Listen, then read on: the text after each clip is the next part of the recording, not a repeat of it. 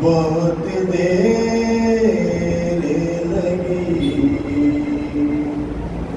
گرم ریتی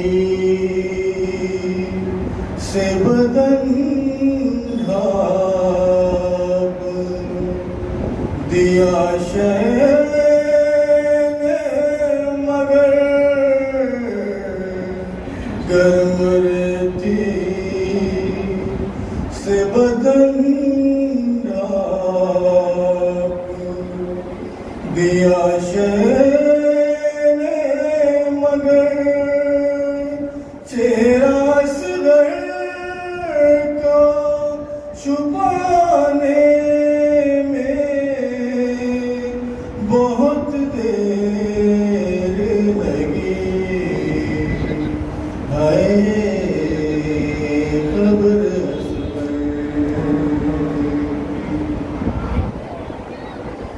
شین ہر لاش کو جلدی سے اٹھایا لیکن شین ہر لاش کو جلدی سے اٹھایا لاش اکبر کی اٹھانے میں بہت دیر لگی اے قبر اصغر کی بنانے میں بہت دیر لگی کچھ قدم دور بازار سے دربار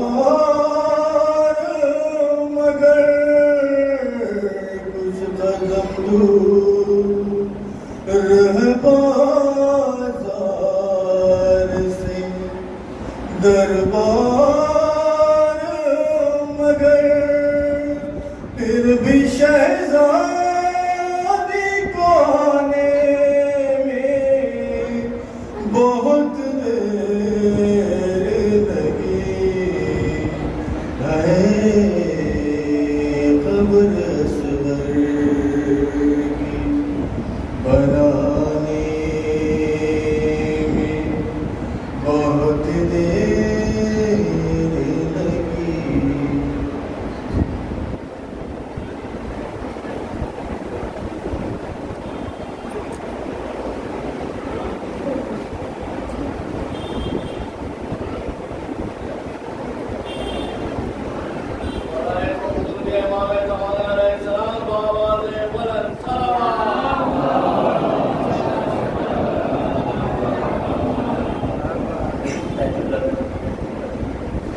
بڑوں سے بڑا ہے حسین کا اصغر حسینیت کی بقا ہے حسین کا اصغر قدم اٹھا نہیں پایا مگر یزید تیرے قدم اکھاڑ گیا ہے حسین کا اصغر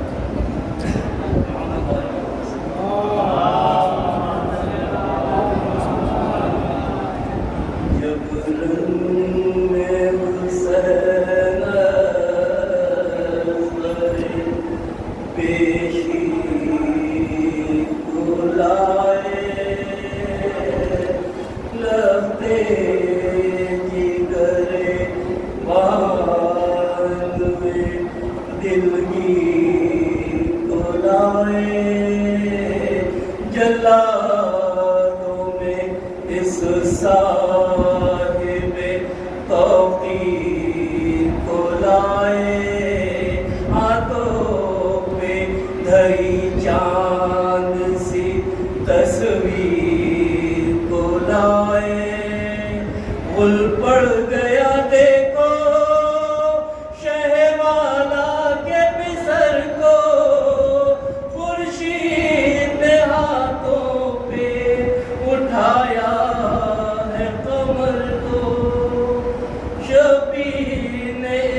جان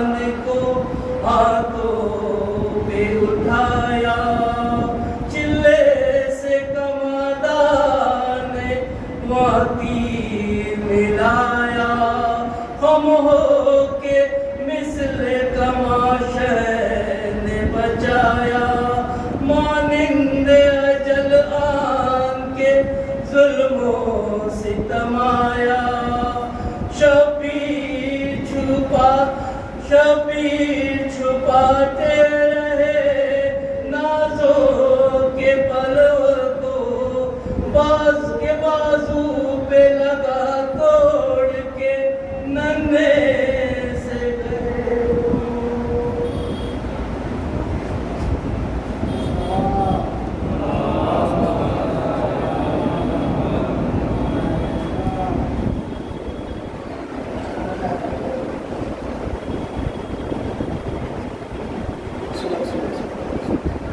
لگا سوال کرنا کہ پورا سب آ چکے ہیں، وقت ہے نہیں زیادہ، تو مجھ سے ایک دو بڑی موت والے موقع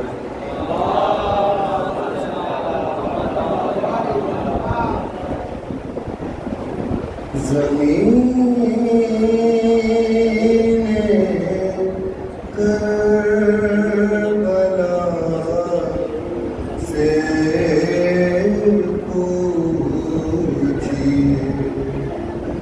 کیا ہے علی اصغر، زمین کربلا سے پوچھیے کیا ہے علی وقار عظمت شاہ مدینہ ہے علی اصغر، وقار عظمت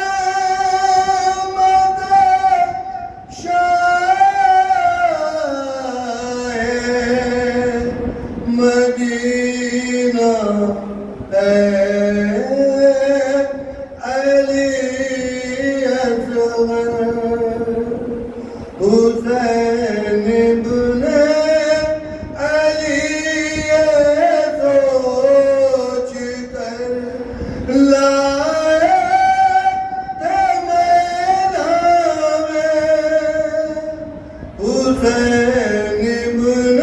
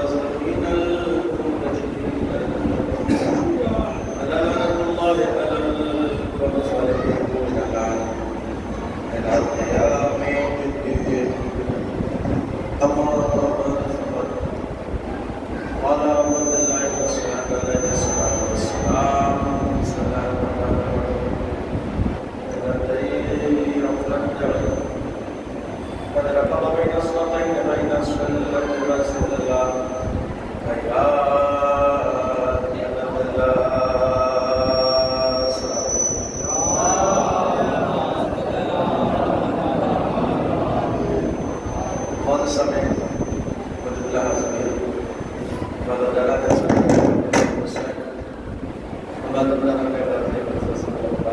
سب سے پہلے آپ سے گزارش ہے کہ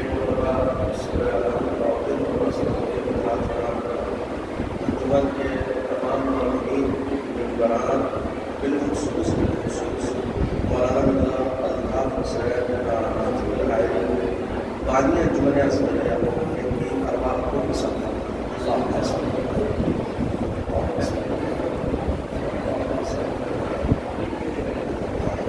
بسم اللہ الرحمن الرحیم الحمد للہ رب العالمین الرحمن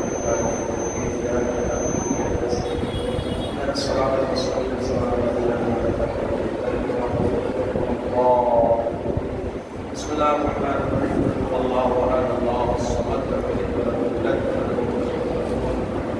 بسم اللہ الرحمن الرحیم اللہ احد اللہ الصمد لم یلد بسم اللہ الرحمن الرحیم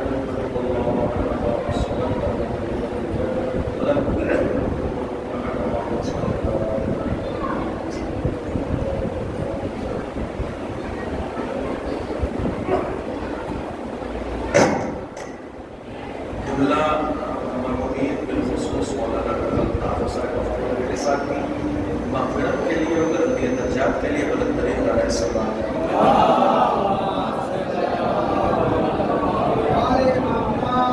اور دوسری گزارش موبائل صحت کے لیے کی گئی ہے بالخصوص مولانا طیب علی انصاری صاحب آپ بہت بہتر طریقے سے مجھ سے بہتر پہچانتے ہوں گے ان کی کیا خدمات ہیں اور کتنی جد و جہد اور کتنی کاوشیں انہوں نے اپنی زندگی میں کی ہیں ایک شدید ایکسیڈنٹ میں کل ان کے ساتھ ایک ساتھ ہوا کہ اپنے پیر کو کاٹنا پڑ گیا لہٰذا مال محمد کے وسیلے سے دعا ہوا ہے پروردگار جتنے بھی خدمات انہوں نے اہل بیت علیہ السلام کے حوالے سے فرمائے ہیں ان خدمات کا واسطہ ان فضائل و مسائل کا واسطہ جو انہوں نے پڑھے اور پیش کیے ہیں خدایا ان کی آنے والی زندگی کو پرسکون قرار دے اور انہیں صحت کاملہ و عاجلہ عنایت فرمائے تمام اشیاء حیدر کرات کی صحت و سلامتی کے لیے بلند ترین نعرہ سلام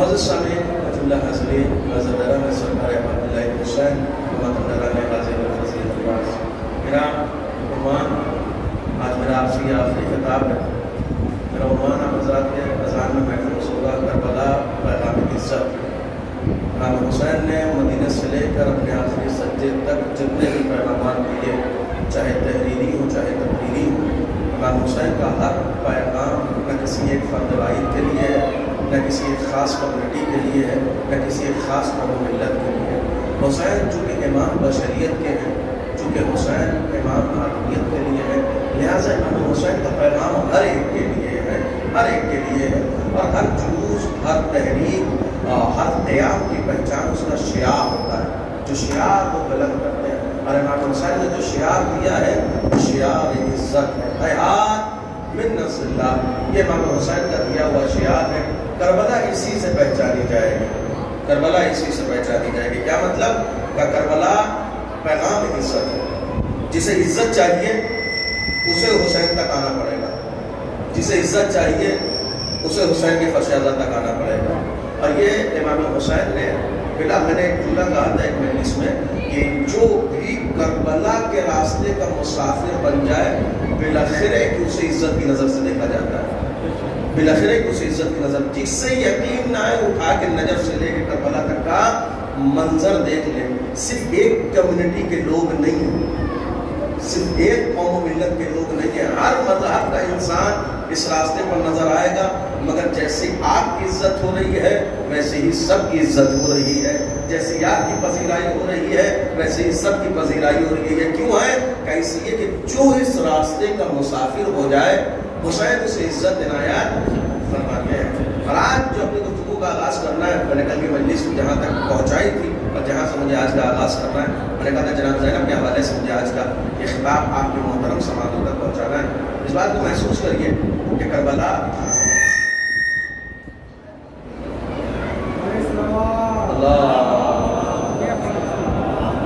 پردہ غیب میں کوئی ہے نہیں نا ہے ایک سلوات کو دل میں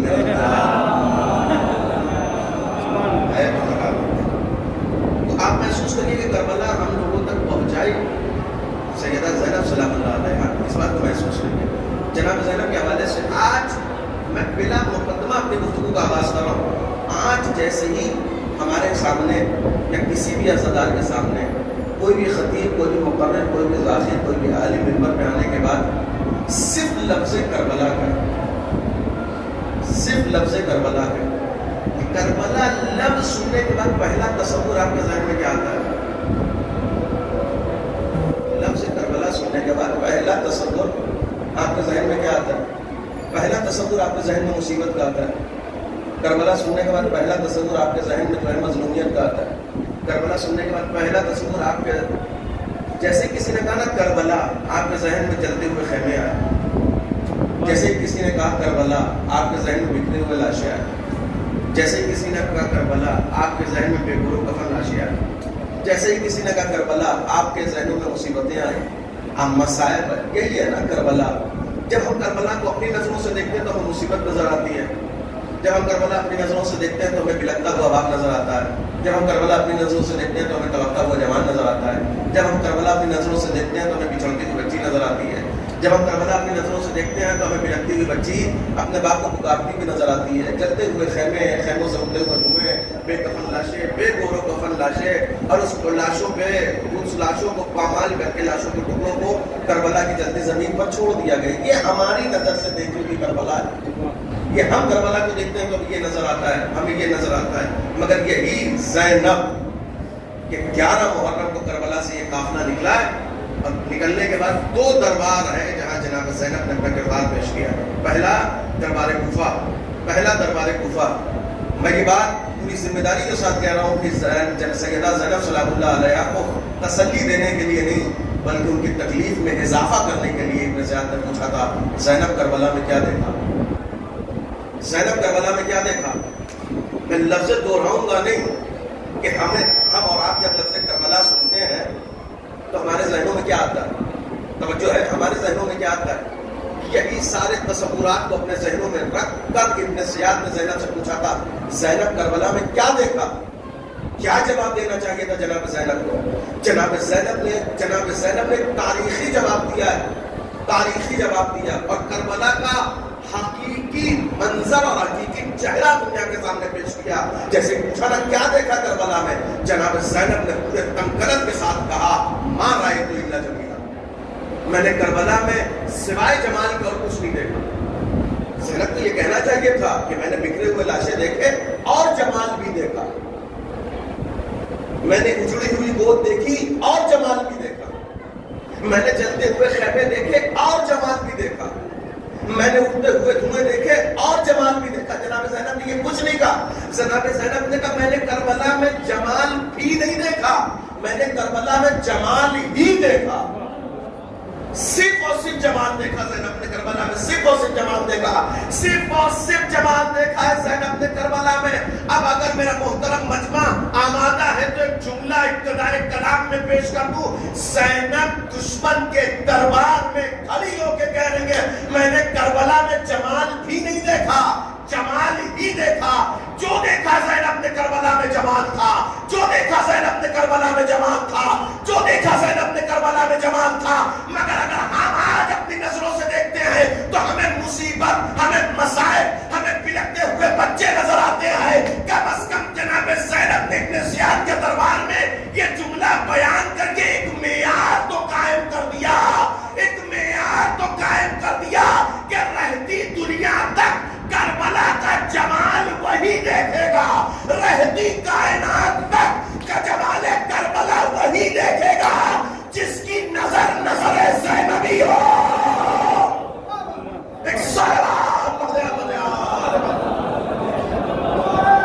جمال کربلا۔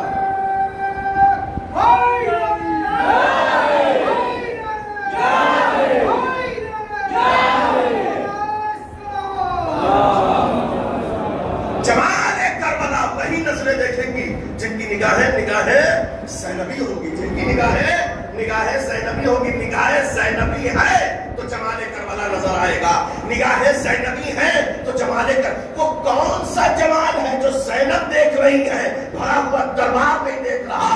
وہ کون سا جمال ہے کہ حسین کے انصار کی شہادت کے بعد یہ لٹا ہوا قافلہ دیکھ رہا ہے مگر وہ بھرا ہوا دربار نہیں دیکھ رہا؟ شہزادی یہ ادنا سا غلام ہاتھوں کو جوڑ کر ایک سوال وہ جمال کیا ہے، وہ جمال و حسن کیا ہے کربلا کا، جو یہ نہیں دیکھ پا رہے جو آپ کی نظروں کے سامنے ہے کہ دیکھو انہوں نے حکومت حاصل کر لی، دیکھو کہ تخت نشین ہو گئے، دیکھو انہوں نے لاشا پامال کر دیا، دیکھو انہوں نے ردائیں چھین لی، دیکھو انہوں نے ردائیں چھین لی، دیکھو انہوں نے خیمے جلا دیے، انہوں نے سب کچھ کر دیا، آج ان کے پاس دنیا ہے خدا نہیں ہے، آج ان کے پاس تخت ہے، تاج ہے، حکومت ہے، خدا نہیں ہے۔ زینب مطمئن اس لیے ہے کہ گھرانہ لٹ گیا لٹ جائے مگر پروردگار زینب کے ساتھ ہے۔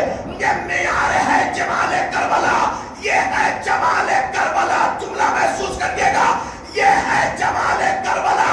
اب سمجھ میں آیا کربلا کا درس یہی ہے، دنیا لٹتی ہے لٹ جائے، اللہ راضی ہے۔ اگر اللہ راضی ہے، اگر خدا ساتھ ہے، لیکن اشارہ پیچھے سنا ہوتا تو میں نے 5 دن تک آگے بلایا نہیں ہے مجلس کے درمیان، ہاں صرف جوانوں کو بلایا ہے اور آج بھی جوانوں کو ہی بلا رہا ہوں کہ صلوات پڑھ دیں مل کر۔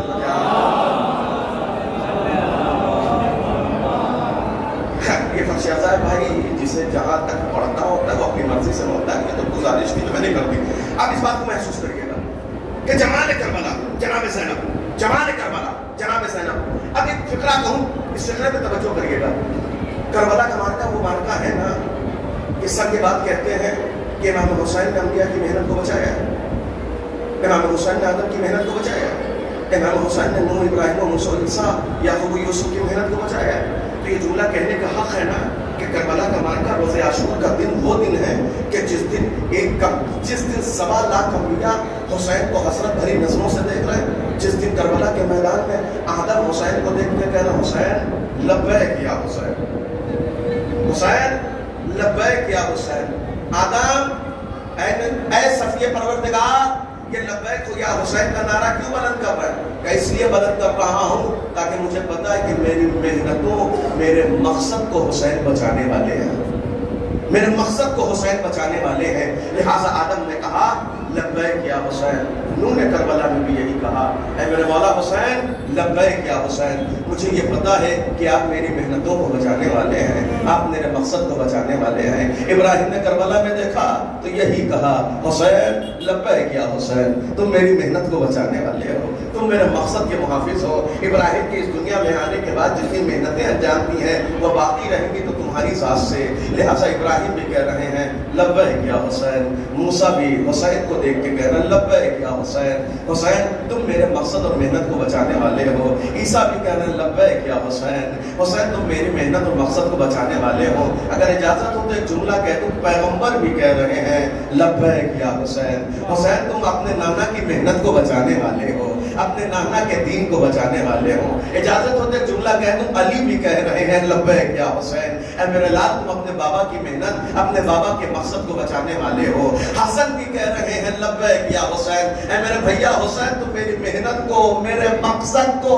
ہر ایک نبی کربلا میں لبیک یا حسین اس لیے کہہ رہا ہے کہ ہر نبی اپنی نظروں سے دیکھ رہا ہے یہی وہ حسین ہے جو میرے مقصد کو بچائے گا، جو میرے مقصد کو بچائے گا، جو مقصد کا بچانے والا ہے، لہٰذا اس کے نام کا نعرہ لگایا جا رہا ہے۔ تو اس بات کی اجازت دو نا کہ جب 11 محرم کو زینب کربلا سے چلی تو کل تک انبیاء کہہ رہے تھے لبیک یا حسین، آج حسین کہہ رہے ہیں لبیک یا زینب۔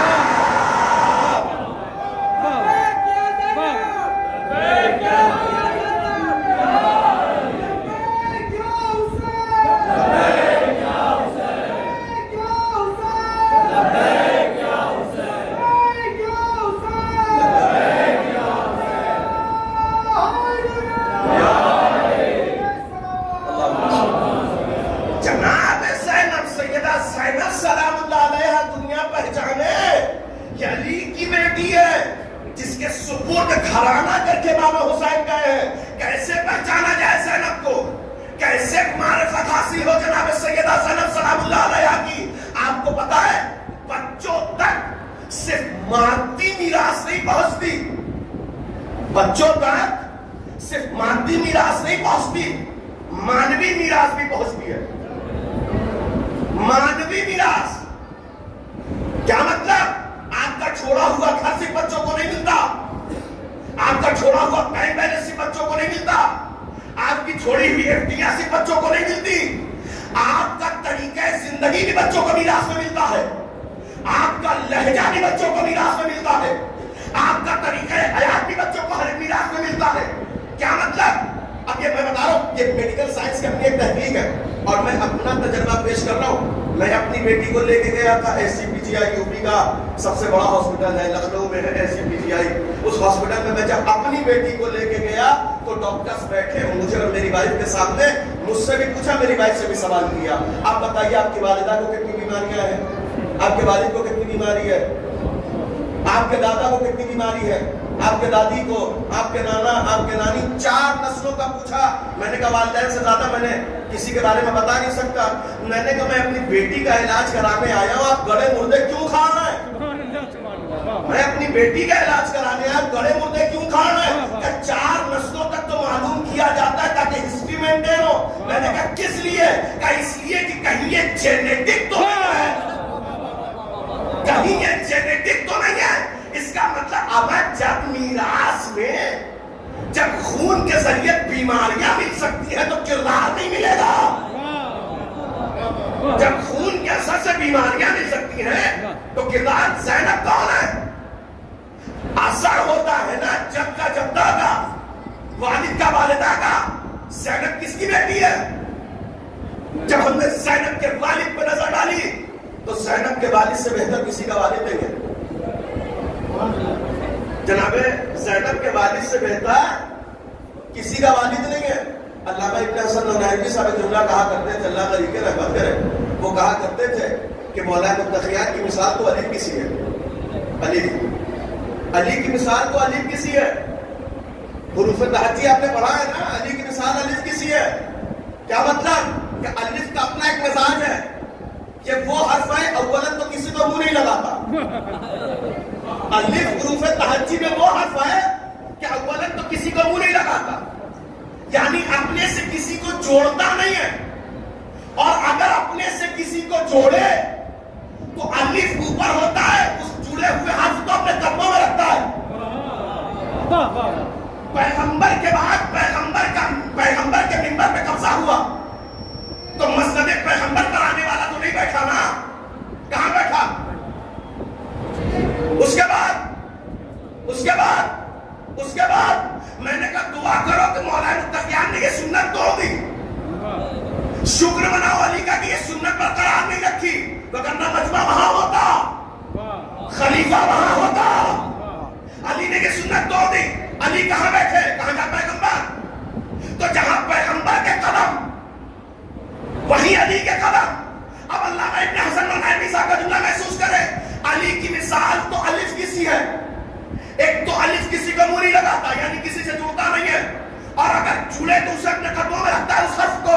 مثلا آپ لکھیے را الف زبر را، را الگ ہے الف الگ ہے. آپ لکھیے واو الف زبر وا، واو الگ ہے الف الگ ہے. آپ لکھیے دال الف زبر دا، دال الگ ہے الف الگ ہے. اگر آپ لکھیے سین الف زبر سا، سین نے جڑنے کی کوشش کی تو سین نیچے ہے الف اوپر ہے.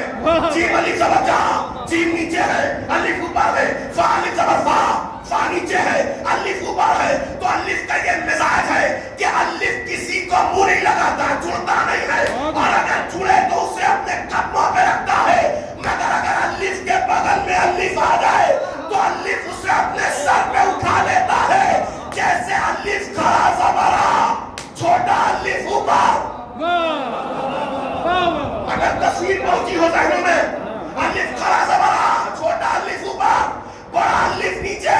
الف کا مزاج تھا کہ الف کسی سے ملتا نہیں تھا، مگر خدیر خم میں کجاووں کے منبر پہ جب علی کے الف کے بغل میں الف آیا تو الف نے اپنے سر پہ اٹھایا. چھوٹا الف اوپر رہا، بڑا الف نیچے رہا.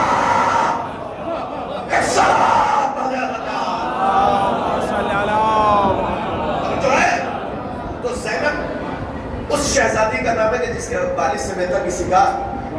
زینب زینب اس کی بیٹی ہے جس کی ماں سے بہتر کسی کی سیدۃ النساء العالمین.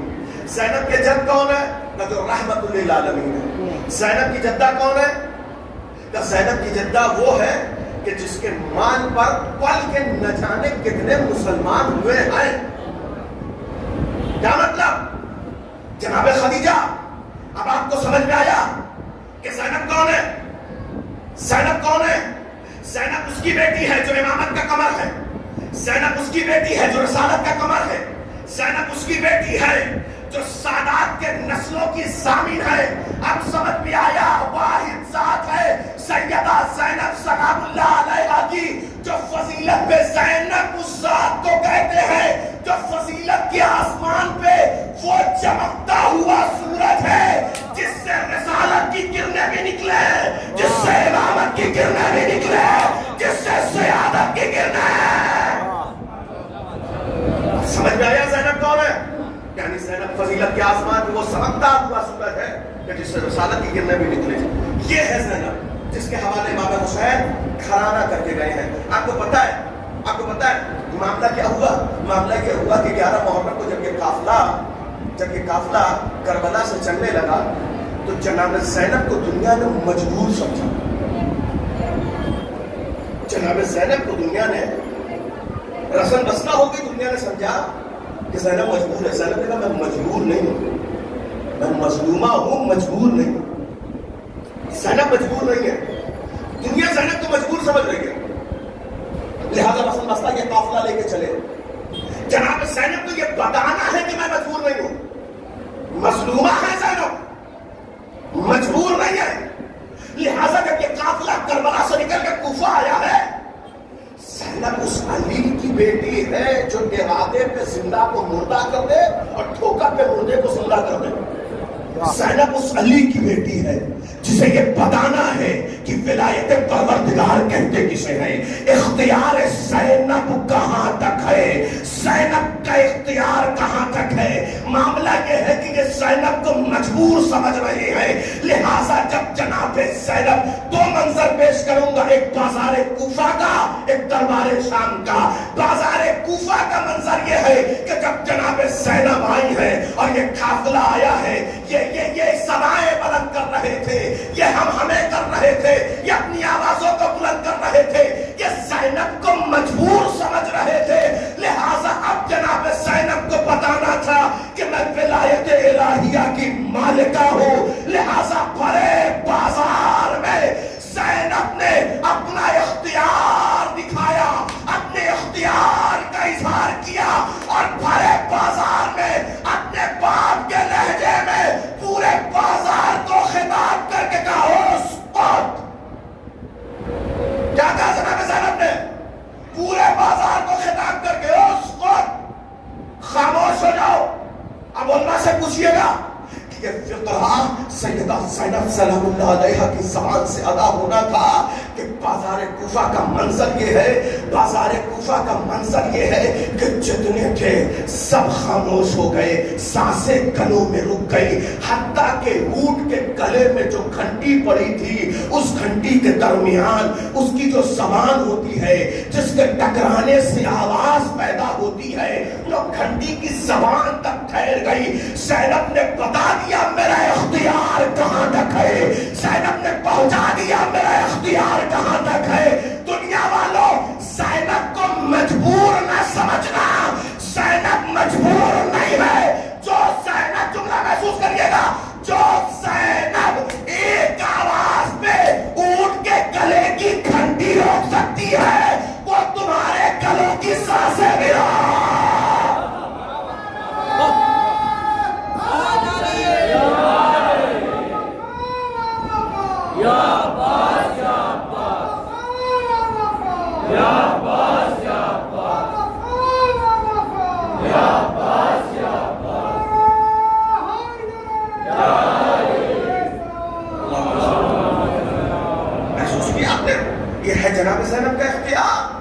ایک صدا پہ بتا دیا کہ زینب کا اختیار، زینب کی ولایت کا دائرہ کتنا بڑا ہے، زینب کی ولایت کا دائرہ کتنا وسیع ہے. زینب نے مسئلہ تھا اور ابھی زینب کا خاموش رہنا تھا کہ ان کے گلے کی گھنٹیاں تک رک گئیں. زینب نے دکھا دیا، زینب نے بتا دیا. جو زینب اتنا اختیار رکھتی ہے کہ ان کے گلے میں لٹکتی ہوئی گھنٹیوں کو روک دے، اس کے پاس اتنا اختیار ہے کہ تمہارے گلے کی سانسوں کو روک دے. زینب مظلومہ ہے، مجبور نہیں ہے. ایک منظر بازار کوفہ کا، زینب کو جانا کہاں ہے؟ آپ زینب، سیدہ زینب کی فضیلتوں کا اندازہ لگائے. زینب کس شہر جا رہی ہے؟ کس شہر جا رہی ہے؟ شام. شام کون سا شہر ہے؟ یزید کی حکومت نہیں، یزید کے بعد کی حکومت بھی. اگر آپ کی تاریخ میں نظر اللہ کی موجودگی میں جملہ کہہ رہا ہوں، جناب ہاشم کے نزاع کے بعد ان کے اجداد نے جس زمین کے خطے کا انتخاب کیا تھا وہ یہی شام ہے. حاکم شام نے شام کا انتخاب کیوں کیا؟ کہ بنواس کاٹنے کے لیے اجداد یہی آئے تھے، بنواس کاٹنے کے لیے. یعنی یہ وہ سرزمین ہے جہاں یزید اور یزید کے اجداد نے حکومت کی ہے. شام، دمشق، دمشکس، یہ وہ شہر ہے. یہاں آنا ہے زینب کو. اور یہ یزید جو اپنے تخت پہ بیٹھا ہے یہ اتنا مغرور ہے کہ یہ کہہ رہا ہے کاش میرے بدن والے ہوتے، اے کاش میرے احد والے ہوتے، اے کاش میرے اجداد ہوتے تو وہ دیکھتے کہ میں نے علی کی نسل سے بدلہ کیسا لیا ہے. یعنی کہ اتنا مغرور انسان. یزید کسی محلے کا، کسی محلے کا سباسد نہیں تھا. اس کی حکومت کو آپ بہت معمولی نہ سمجھیں. خطیب اکبر مرزا محمد عطا صاحب ایک جملہ پیش کیا کرتے تھے، اکثر پڑھا کرتے تھے کہ پوری کائنات میں ہندوستان، چین اور ترکی کو چھوڑ کر پوری دنیا کا بادشاہ تھا اکیلا یزید. پوری دنیا کا بادشاہ تھا اکیلا یزید. ایسے یزید کی سلطنت میں جا رہی ہے زینب، ایسے یزید کی سلطنت میں جا رہی ہے زینب. اب دنیا یزید کی سلطنت میں جو زینب جا رہی ہے، دنیا زینب کو مجبور سمجھ رہی ہے. زینب نے ایک منظر دکھا دیا کہ میں مجبور نہیں ہوں، میں مجبور نہیں ہوں. لہذا جب جناب زینب شام آئی ہے، جب جناب زینب شام آئی ہے اور دربار یزید میں پہنچی ہے تو خطبہ دیتے ہوئے سب سے پہلا جملہ جناب زینب نے یہی کہا ہے، اَظَنَنْتَ یا یزیدو، اے یزید کیا یہ تیرا گمان ہے، اے یزید کیا یہ تو گمان کرتا ہے کہ تو نے حسین کو قتل کر دیا، حسین کا نام مٹ گیا. تو یہ گمان کرتا ہے کہ حسین شہید ہو گئے تو حسین کا نام ختم ہو گیا. تو یہ گمان کرتا ہے کہ حسین کے انصار قتل ہو گئے تو اب کوئی حسین کا نام لینے والا نہیں ہوگا، اب کوئی حسین کا ماتم کرنے والا نہیں ہوگا، اب کوئی حسین پہ آنسو بہانے والا نہیں ہوگا. اَظَنَنْتَ یا یزیدو، زینب کا اعتماد دیکھے. زینب کہہ رہی یزید کیا تجھے گمان ہے؟ تجھے گمان ہوگا مگر زینب کو یقین ہے، تجھے گمان ہوگا مگر زینب کو یقین ہے. یزید تو کیا سمجھتا ہے کہ جس شہر میں تیرا یہ دربار ہے، جس شہر میں تیری یہ حکومت ہے، یزید کیا یہ تیرا شہر ہے جہاں تو حکومت کر رہا ہے؟ یزید کیا یہ تیرا گمان ہے کہ یہ تیرا شہر ہے؟ یہ تیرا شہر تب تک تھا جب تک زینب کے قدم نہیں پڑے تھے. چھوٹا محسوس کریے گا، یہاں یزید کی حکومت ہے، یزید کے بعد کی حکومت تھی، ان کے اجداد یہاں آئے. جناب زینب کہہ رہی اَظَنَنْتَ یا یزیدو، یزید کیا یہ تیرا گمان ہے کہ جس شہر میں تو حکومت کر رہا ہے یہ تیرا شہر ہے؟ یہ تیرا شہر تب تک تھا جب تک زینب کے قدم نہیں پڑے تھے. اب زینب کے قدم پڑ گئے، اب اس سے لے کر رہتی دنیا تک یہ شہر شہر یزید نہیں، شہر زینب رہے گا. ایک صلوات. یہ شہر یزید نہیں، یہ شہر یزید نہیں، شہر یہ یقین کی منزل جناب زینب کی. مگر بالآخر کہ ہم بھی عزادار ہیں، ہم بھی اہل بیت سے محبت کرنے والے ہیں. ابھی کچھ دنوں پہلے، توجہ رکھیے گا، ابھی کچھ دنوں پہلے وہاں پہ ڈیمسکس میں کیا ہوا کہ تختہ پلٹ ہوا. ایک ہفتے میں سرکار بدل گئی. میں یہاں تک تو نہیں جانتا، یو پی کے بعض علاقوں میں مٹھائیاں تک بانٹی گئی کہ سیف اللہ لوٹ آئے. سیف اللہ لوٹ آئے, خلافت عثمانیہ کا زمانہ پلٹ آیا. یہ جو آزادار ہیں ان کی نظریں بھیگ گئی, ان کی پلکیں بھیگ گئی جب انہوں نے سیدہ زینب سلام اللہ علیہا کے روضے میں نامحرموں کو بے حرمتیاں کرتا ہوا دیکھا. توجہ رکھے گا, ابھی 1.5 سے 2 مہینہ پہلے کا واقعہ ہے, اب بہت پرانی بات نہیں عرض کر رہا ہوں.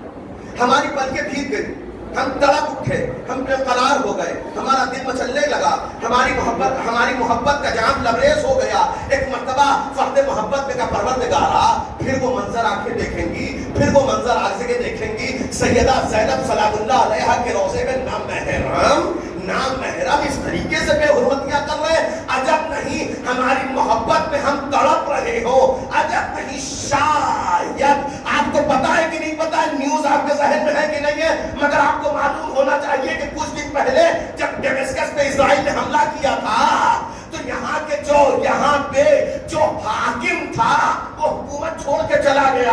کس ملک میں ہے, کس ملک میں گیا, کہاں جا کے پناہ گزین ہوا, کسی کو نہیں پتا. توجہ رکھیے گا, جب ہم نے سیدہ زینب سلام اللہ علیہا کے روضے میں بے حرمتیاں ہوتے ہوئے دیکھا تو دل تڑپ اٹھا, دل مچل اٹھا. پروردگارا پھر وہ منظر نگاہیں دیکھیں گی.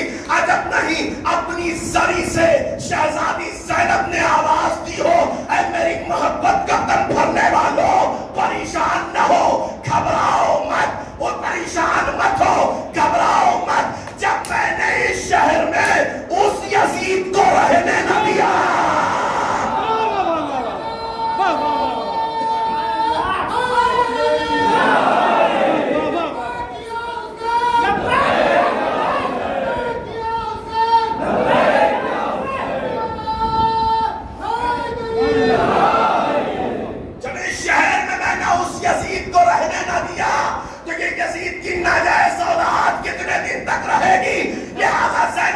پریشان نہ ہو, پریشان نہ ہو. جملہ عرض کر رہا ہوں, اگر یہ عنوان نہ ہوتا نہ پڑتا یہ فقرہ.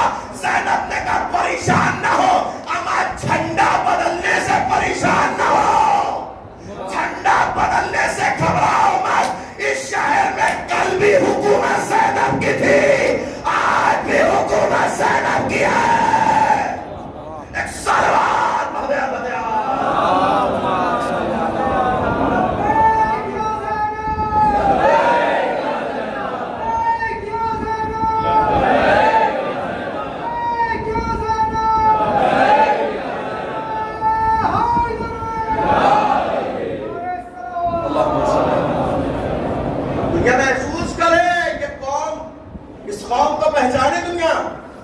ہمارے رہنما کو پہچانے دنیا, ہم جن کی اتباع کرتے ہیں انہیں پہچانے دنیا, انہیں پہچانے دنیا کہ دنیا کی خام خیالی ہے کہ وہ یہ سمجھتے ہیں کہ یہ قوم ظالمین سے ڈر جائے گی.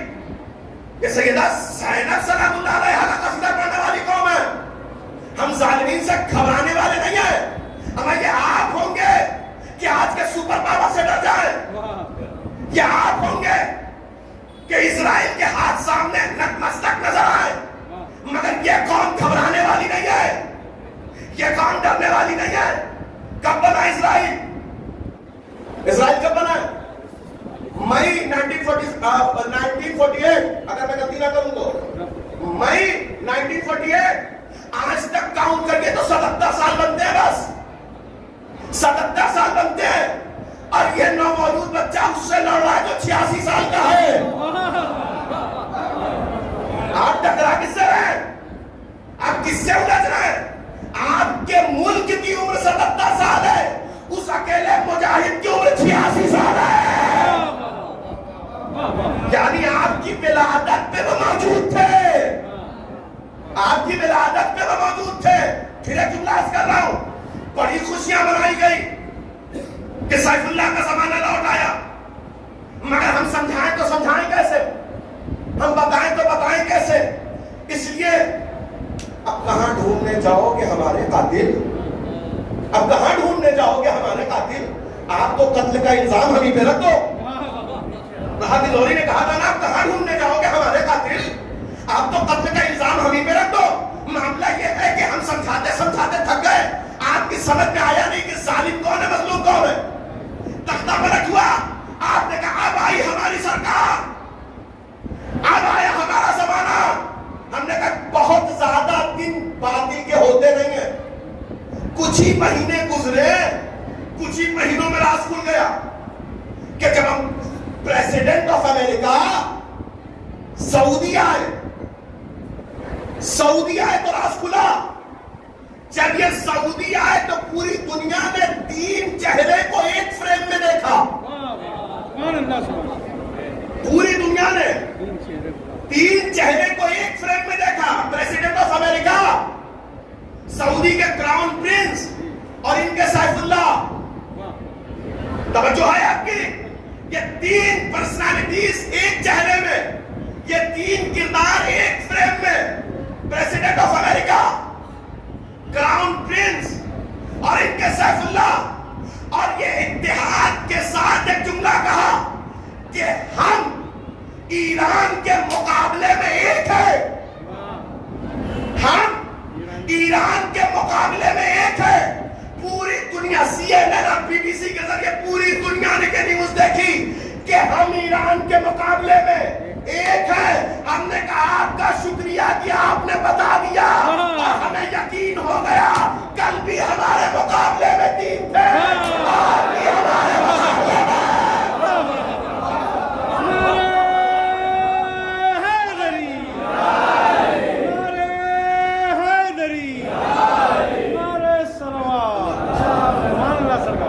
توجہ ہے آپ کی؟ اس بات کو محسوس کریے کہ یہ قوم ہے کون؟ اس قوم کے معیار کو پہچانے۔ خدا را میں اپنے جوانوں سے گزارش کروں، اپنے کسی بھی عمل سے آپ اپنی ویلیوز کو گرنے نہ دیں۔ اپنی ویلیوز کو، ایک معیار ہے اس قوم کا، وہ قوم کا معیار باقی۔ سیدہ زینب دشمن کے دربار میں کھڑی ہو کے کہہ رہی ہے زینب تک یا یزیدو، یزید کا یہ تیرا گمان ہے کہ یہ تیرا شہر ہے؟ یہ تیرا شہر تب تک تھا جب تک سیدہ زینب کے قدم نہیں پڑے تھے۔ اب زینب کے قدم پڑ گئے، اب سے لے کر رہتی دنیا تک یہ شہر یزید نہیں، یہ شہر زینب، یہ شہر زینب۔ توجہ رکھیے گا، پورے بھرے دربار میں یزید نے یہودیوں کو بلایا تھا، یزید نے یہودیوں کو بلایا تھا اپنے جیت کا جشن منانے کے لیے، اپنی جیت کا جشن منانے کے لیے۔ سمجھ میں آیا کون سے کلمہ کو یہودیوں کے ساتھ ہے؟ اپنی جیت کا جشن منانے کے لیے یزید نے یہودیوں کو بلایا تھا تاکہ بتا سکے کہ میں بادشاہ، میں حاکم، میں سلطان، مجھ سے جو ٹکرایا میں نے اسے قتل کر دیا، اس کے اہل حرم کو اسیر بنا دیا۔ یزید اپنے آپ کو حاکم بنا کے پیش کر رہا تھا، بادشاہ بنا کے پیش کر رہا تھا، اور یہ پوری پلاننگ تھی کہ کچھ سرکاری مورخ یہ لکھے کہ 2 بادشاہوں کی جنگ تھی، 2 بادشاہوں کی جنگ تھی، ایک بادشاہ حسین، ایک بادشاہ یزید، ایک بادشاہ حسین، ایک بادشاہ یزید۔ اس کے اس منشا پر زینب نے پانی پھیرتے ہوئے یزید کے دربار میں یزید کو خطاب کر کے کہا امین العدل ابن الطلقاء۔ زینب نے یزید کو پکار کے کہا اے غلام کی اولاد۔ پورے دربار میں جتنے یہودی تماشا دیکھنے آئے تھے، زینب نے چہرے سے نقاب کھینچ لی، تخت پہ بیٹھا ہے تو دھوکے پہ نہ رہنا کہ بادشاہ ہے، یہ بھی غلام ہے، اس کا باپ بھی غلام۔ ایک صلوات کیا رعایت ہے، کیا رعایت ہے، کیا رعایت ہے۔ امین اللہ نے یبن الطلقاء،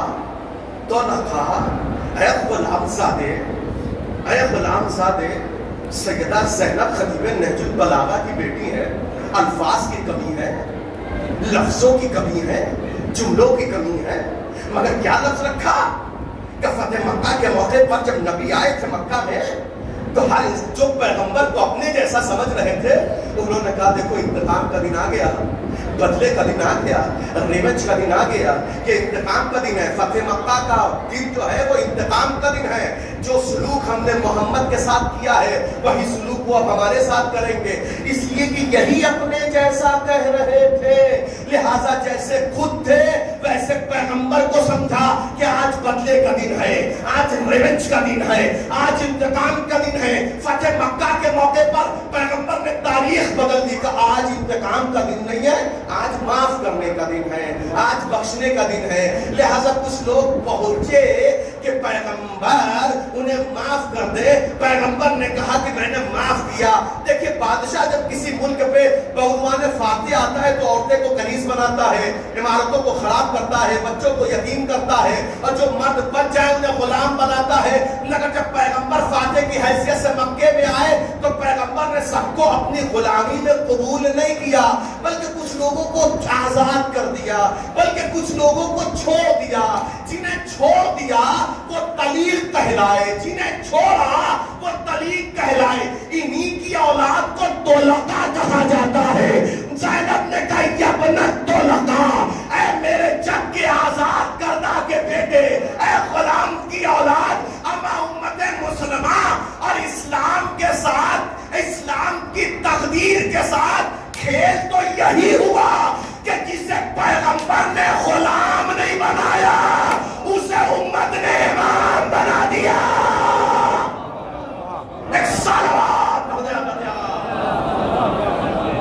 پیغمبر نے غلام بنانا نہیں چاہا۔ توجہ رکھیے گا، اب آ گیا میں اپنے نتیجے کا۔ اب یہ میرا جملہ نہیں ہے، یہ میرا فقرہ نہیں ہے، مفسر قرآن کا جملہ ہے، صاحب تفسیر نور کا جملہ ہے۔ اب بڑی آہستہ سے کہوں گا چونکہ حوالہ میرا اتنا بڑا ہے کہ اگر میرا فقرہ پہنچ گیا تو مجھے اس فقرے میں زور لگانے کی ضرورت۔ مفسر قرآن کہتے ہیں، صاحب تفسیر نور کہتے ہیں کہ اگر جناب زینب کا خطبہ پڑھنے کے بعد وہ جملہ کہتے ہیں کہ اگر یزید کے محل پر، آج لڑائی کس چیز کی ہے؟ ایٹمک حملے کی ہے نا، ایٹمک حملے کی ہے نا۔ وہ یہ کہتے ہیں کہ اگر یزید کے محل پر اس زمانے میں کسی ایٹم بم سے حملہ کیا جاتا، بڑے آہستہ سے جملہ کہوں گا کہ مفسر قرآن کہتے ہیں کہ اگر اس زمانے میں یزید کے محل پر کسی ایٹم بم سے حملہ کیا جاتا تو یزید کے محل کے اتنے پرخچے نہ اڑتے جتنے زینب نے خطبے سے اڑا دیے۔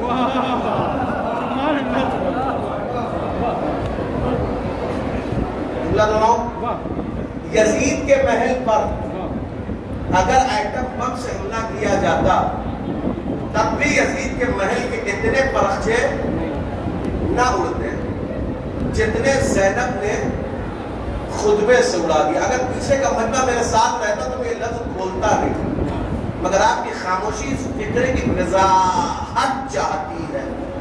آپ کو پتہ ہے ورلڈ وار 2 میں ایٹمک حملہ ہوا ہے، 1945 میں ہوا ہے نا، ورلڈ وار سیکنڈ ورلڈ وار۔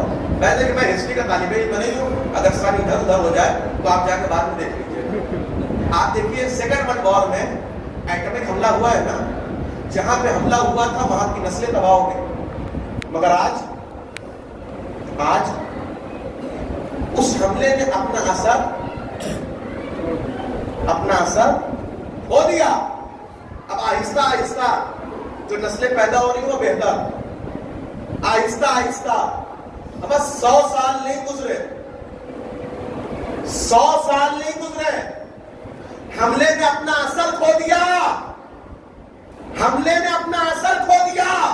مفسر قرآن کہہ رہا ہے کہ زینب نے دربار یزید میں جو خطبہ دیا ہے، اگر کسی ایٹم بم سے حملہ کیا جاتا تب بھی یزید کے محل کے اتنے پرخچے نہ اڑتے جتنے زینب نے خطبے سے اڑا دیے۔ کیا مطلب؟ اگر ایٹم بم سے بھی حملہ کیا جائے تو 100 سال کے اندر اثر ختم ہو جاتا ہے۔ یہ زینب کا حملہ تھا خطبے کا، جیسا اثر 1400 سال پہلے تھا وہی اثر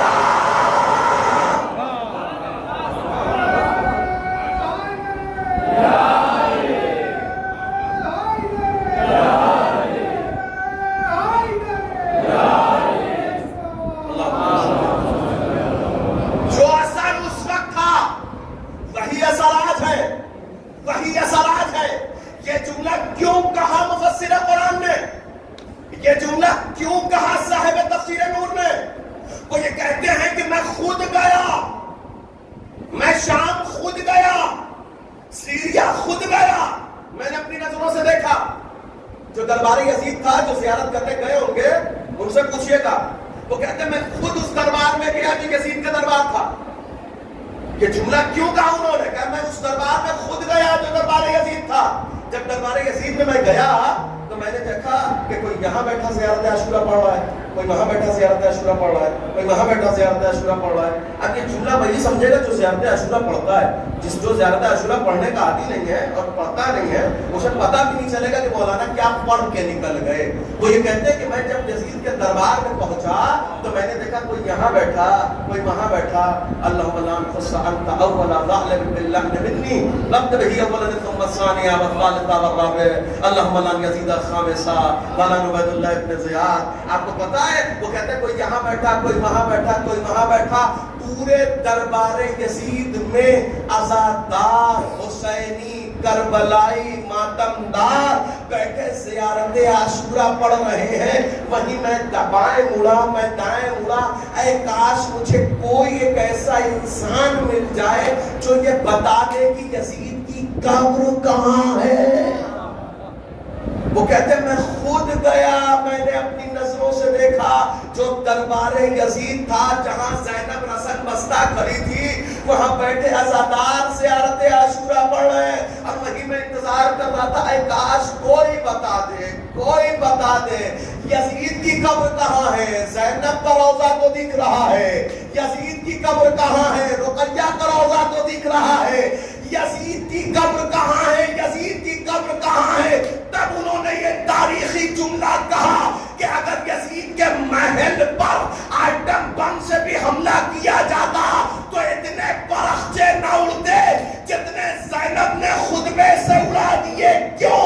کہ اس لیے کہ اگر آئٹمک حملہ ہو تو جسم کے پرخچے اڑتے ہیں. زینب نے اپنے خطبے سے فکر یزید کے پرخچے اڑا دیے. ایک صلوات یزیدیت کے پرخچے اڑا دیے. یہ تاریخی جملہ مفسر قرآن کا, اور یہ اثر ہے جناب زینب کے خطبے کا. دربار میں کھڑی ہو کے کہہ رہی ہے پریشان نہ ہو, گھبرا مت. اپنے اجداد کو یاد کر رہا ہے نا, اپنے بدر والوں کو یاد کر رہا ہے نا, اپنے احد والے کو یاد کر رہا ہے نا. ان قریب تو بھی وہی ہوگا جہاں وہ ہیں. یہ جملہ وہی شہزادی کہے جو قسیم النار والجنہ کی بیٹی ہو, جو جنت و جہنم بانٹنے والے کی, تقسیم کرنے والے کی بیٹی ہو. یہاں تک میں مجلس پڑھ چکا. اب آئیے پیغام اور نتیجہ. نتیجہ, اور نتیجہ ہمیشہ میرا خطاب میرے اپنے ہوتے ہیں, توجہ رکھے گا. نتیجہ آپ بتائیے, دو بازار ہیں, میں نے کہا نا دو منظر ہیں جناب زینب کے سامنے. ایک بازار کوفہ, ایک بازار شام. بنیادی فرق ہے بازار کوفہ اور بازار شام میں. بنیادی فرق کیا ہے؟ بازار کوفہ میں اہل حرم آئے ہیں تو بازار کوفہ میں جتنے لوگ تماشا دیکھنے آئے تھے یہ رو رہے تھے, یہ گریا کر رہے تھے. مگر یہ قافلہ بازار شام میں آیا ہے تو جو تماشائی آئے یہ ہنس رہے تھے, یہ ہنس رہے تھے, یہ خوشیاں منا رہے تھے. تو یہ فرق ہے بازار کوفہ اور بازار شام میں. میں کوفے کا تذکرہ نہیں کر رہا, شام کے بازار میں اہل کوفہ جتنے آئے تھے وہ زینب اور زینب کی مظلومی, انہوں نے 20 سال پہلے دیکھا تھا زینب کو, 20 سال پہلے علی کا زمانہ دیکھا ہے, لہذا یہ گریا کر رہے ہیں. مگر جو شام والے ہیں, جو شام کے تماشائی ہیں بازار کے, یہ ہنس رہے ہیں, مسکرا رہے ہیں. انصاف سے بتائیے, جب آپ سنتے ہیں نا کہ بازاروں کی آئینہ بندی کی ہے, اب مسائل میں سنتے ہیں نا, میں فضائل بچ رہا ہوں, نتیجہ دے رہا ہوں, بازاروں کی آئینہ بندی کی ہے. کیا مطلب؟ کیا مطلب؟ سجایا گیا. تو یہ جتنے بھی سجائے گئے ہیں بازار کو, صرف مرد تو موجود نہیں تھے, عورتیں بھی موجود تھیں نا, جو زینب کی بے کسی پہ ہنس رہی تھی, جو زینب کی مظلومیت پہ مسکرا رہی تھی, ہے نا, ہے نا, یہ وہی عورت ہے نا. مگر ادھر زینب کو رہائی ملی ہے اور زینب نے شام میں فرش ازا بچھایا ہے, تو مدینے کی عورتیں آئیں گے رونے کے لیے. نتیجہ دے رہا ہوں, میری مجلس تمام ہوگی.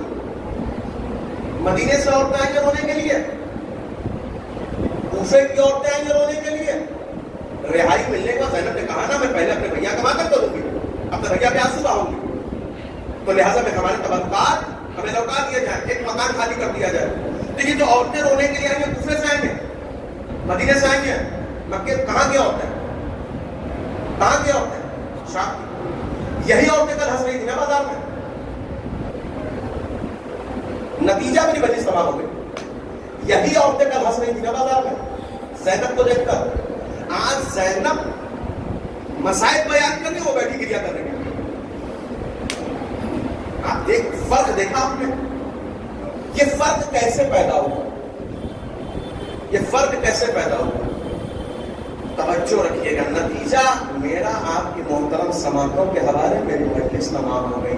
سیدہ زینب سلام اللہ علیہا جب بازار شام میں آئی ہیں تو اپنی نظروں سے دیکھا کہ عورتیں بازاروں میں ہیں, عورتیں تماشا دیکھنے آئی ہیں, عورتیں ہنسنے آئی ہیں, عورتیں مذاق اڑانے آئی ہیں. لہذا سیدہ زینب جتنے دن شام میں رہی صرف گریا نہیں کیا ہے, صرف آنسو نہیں بہایا ہے, صرف ماتم نہیں کیا ہے, بلکہ نانا کا پیغام, نانا کا دین, بابا کی سیرت, بابا کی سنت, رسالت کو بھی پہنچایا ہے, امامت کو بھی پہنچایا ہے, ولایت کو بھی پہنچایا ہے, انہیں پڑھایا ہے, انہیں بتایا ہے, انہیں دین سکھایا ہے.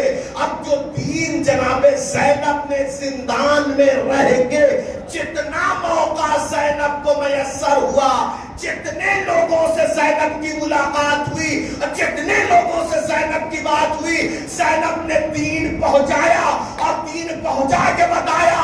کل تک جو بازاروں میں تھی آج وہ فرش عزا پہ رہے, کل تک جو ہنس رہی تھی آج وہ رو رہی ہے. زینب نے کہا یہ ہے دین, یہ ہے اسلام. جب تک عورت جاہل ہو بازاروں میں ہوتی ہے, جب اسے علم مل جائے تو فرش عزا. ایک صلوات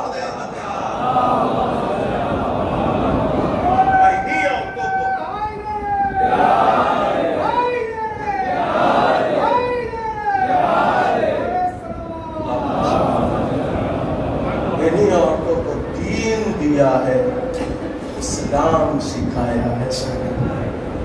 آپ دیکھیں کل تک ہنسنے والی مستورات آج ہو رہی ہے.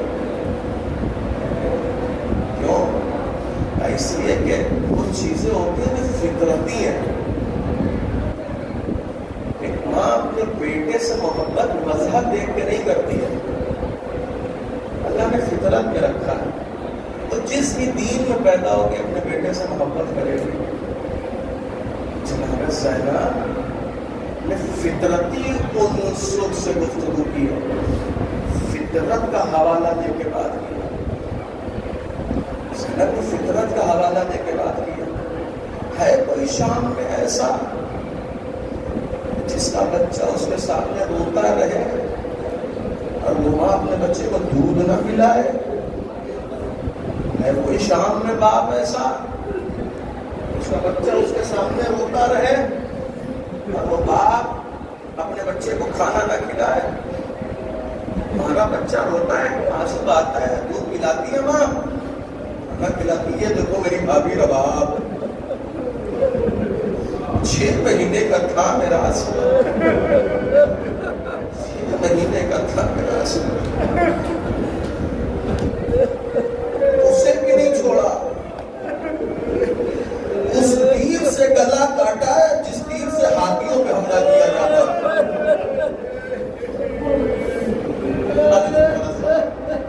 میں احساس کا ایک فقرہ پڑھتا ہوں, احساس کا ایک فقرہ پڑھتا ہوں. اس فقرے کو بڑے توجہ سے سنیے گا جوانوں, اور جب جب یاد آئے گا تب تک آپ ماتم کریں گے, تب تک آپ آنسو بہائیں گے. صرف اس جلوس, صرف اس مجلس کی بات نہیں ہے. جناب علی اصغر کے نام پہ ماتم کرنے کے لیے اکٹھا ہوئے ہیں نا, جب جب یاد کریں گے. آپ کو پتا ہے امام حسین نے بڑا صبر کا جوہر دکھایا کربلا میں, بڑے صبر کے جوہر دکھائے. اگر قیامت نہیں ہو گئی, حسین نے کربلا میں امتحان پہ امتحان دیا, کبھی شیعوں کو یاد نہیں کیا. آج ہم چاہنے والے بیٹھے ہیں, آپ کا غم منا رہے ہیں. امام حسین نے یہ تو کہا مولا سجاد سے لوٹ کے جانا تو میرے شیعوں کو میرا سلام کہہ دینا، مگر مصائب کے کسی مرحلے پر امام حسین نے شیعوں کو یاد نہیں کیا، حتیٰ قیامت ہو گئی، قیامت ہو گئی کہ پورا باپ تھا 57 برس کا جوان کا لاشا اٹھایا نہیں جا رہا تھا، بڑی مشکل سے اٹھانے کی کوشش کی پھر بھی نہیں اٹھایا گیا، تو بنی ہاشم کے بچوں کو بلایا، آؤ بنی ہاشم کے بچوں اکبر کا لاشا اٹھانے میں مدد کرو، مگر شیعوں کو یاد نہیں کیا حسین نے شیعوں کو یاد نہیں کیا، اکیلے لاشا اٹھایا۔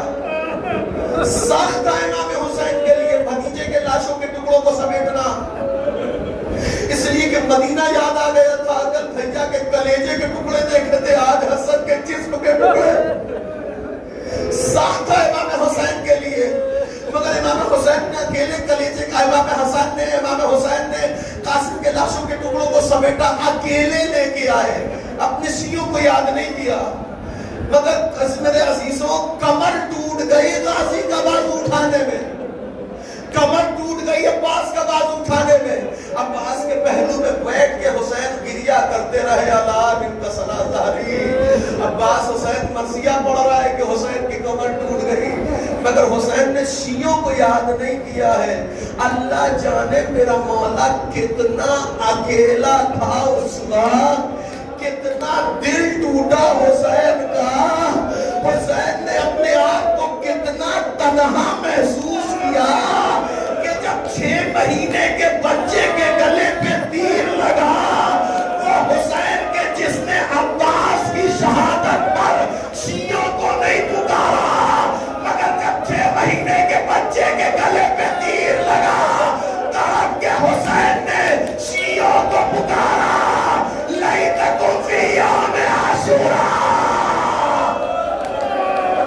امام حسین نے شیعوں کو پکارا، لیتکم فی یوم عاشوراء جمیعا تنظرونی کیف استسقاء لطفل فابوا ان یرحمونی، اے میرے شیعوں کاش تم کربلا میں ہوتے، کاش تم کربلا میں ہوتے تو حسین کو دیکھتے اپنے بچے کے لیے کیسے بلک بلک کے پانے، حسین اصغر کے لیے پانی کیسے مانگ رہے تھے، حسین اصغر کے لیے کیسے بلک بلک کے پانی مانگ رہے تھے۔ آپ کو پتا ہے یہ 6 مہینے کا بچہ، یہ 6 مہینے کا بچہ حسین کا اصغر، حسین کا اصغر، شب عاشور ہر ماں اپنے بچے کو لے کے بیٹھی ہے، لیلا کری اکبر کل دادی زہرا سے شرمندہ نہ کرنا، فروا قاسم سے کہہ رہی ہے میرے لال کل دادی زہرا سے شرمندہ نہ کرنا، زینب محمد سے کہہ رہی ہے میرے لال کل مجھے شرمندہ نہ کرنا، میں اپنی گود میں اصغر کو لیے رمام، اے میرے بچے اکبر قدموں پہ چل کے جائیں گے، اے میرا اصغر قاسم قدموں پہ چل کے جائیں گے، اے میرے لال اور محمد قدموں پہ چل کے جائیں گے، اصغر اماں رباب چاہتی ہے کہ اماں شرمندہ نہ ہو، اصغر رباب چاہتی ہے، رباب بھی زہرا کو منہ دکھائے، عجب نہیں زبان بے زبانی میں اصغر نے جواب دیا ہو اماں پریشان نہ ہو، میں بابا کے تب کام آؤں گا جب میرا بابا اتنا اکیلا ہوگا کہ صدائے بلند کرے گا، حل بالناس ینظر، میں بابا کے تب کام آؤں گا جب میرا بابا صدائے بلند کرے گا، حل بالناس